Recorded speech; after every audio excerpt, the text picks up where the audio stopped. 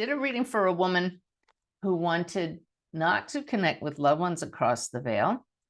She wanted information on her life now. That we call that psychic work. There are two ways of looking at psychic work. It could be help with your issues you're dealing with now, or it could be future prophecy. I generally don't do prophecy. It's obviously not a calling for me because it's not anything that has unfolded for me.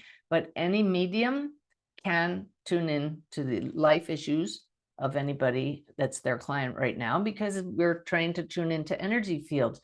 But as I say in the mediumship book, you do not have to be a medium to have this ability. Simply understand that you are a soul, which is an expanded state of consciousness, a beautiful being of light, a field of energy and information that is conscious and sentient and creative and clever and funny. And so are your loved ones, and so is everybody you interact with, beings of light. When we can see each other that way, we come to understand how it is that we can know things about others that may not always be known at the physical objective level. I went through the basics with this client who wanted to know about her life issues. And what are the basics? Most people want to know about relationships, finance, work, and family, which falls under the category of relationships. But those are the three things that we mostly are concerned about, right? And so it was just, to me, so affirming how accurate the information was. But what happened was her guides ended up telling me about her life. There was a real difference, and here's how I could tell, and hopefully you can tell if you try to do this as well. If I'm tuning into somebody's energy field, or you're doing that psychically, you don't read them like a book. You merge with intention your energy field with the other person, and then they're no longer an other person. They're not separate from you. Your energy field and theirs have become one. So you simply notice what stands out, what's different from your energy and what you normally experience in life. And then you just know, because your intention was to merge with that person, this must be their stuff, their sensations, thoughts, and feelings. But in the case of this woman's reading, I was being told things from spirit. I heard it auditorially and I sensed it. So I knew this was coming from guides rather than just that knowing and the clairsentience, the feeling of information about her. So this was interactive with guides rather than simply feeling into what was going on in her life. But her guides, and this is my point, knew so much about her. And I just heard, of course we did, because our guides have the higher perspective. They're with you all the time. They know what's going on in your life, what's coming up to a certain point, until other people's free will interferes with the future. But in this case, her guides knew about her relationship issues. And I said, they're showing me a why. And I know, and they're saying you're at a fork in your relationship. You could go this way or another, and they're making the motion of the ring going off, the ring coming off, the ring going on. So you're really questioning whether to stay in this relationship. And she shook her head in surprise and she said, I'm sitting here taking my ring on and off. I couldn't even see it, but she was making that motion. And indeed, she was trying to make a decision about the relationship. Now, this is one where the guides, in my experience, normally won't tell a person in human form what to do. That's one of those big life lessons we need to learn by making the choice based on what we feel, what our own higher self is telling us. And I just heard some of you say, what's the difference between higher self and the soul? Picture your human self, your story, the story of you, like the tip of an iceberg. And the iceberg would be the soul in this case. And the higher self includes the you that's the tip of the iceberg and the rest of the iceberg. So the higher self is you're accessing the part, so it's not so much the part of you that's here, but the rest of the soul that can inform the story that you're playing here. I hope that's clear.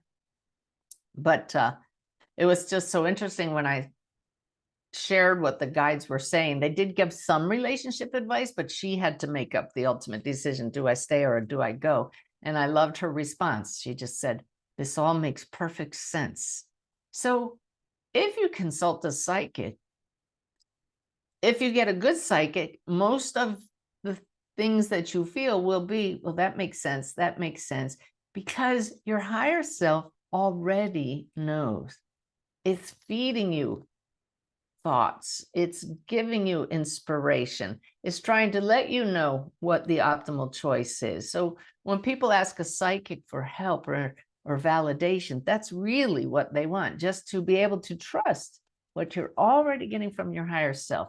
So the more you spend time in the silence, I'm putting up my meditation chair over here, the more you spend time tuning into your own higher self by just being quiet and expanding your awareness beyond your human story, the more you will come to trust that you're on the right track. And if you're not, you'll feel a clenching, you'll feel an urge or a nudge to change direction. It'll be very clear what choices you need to make.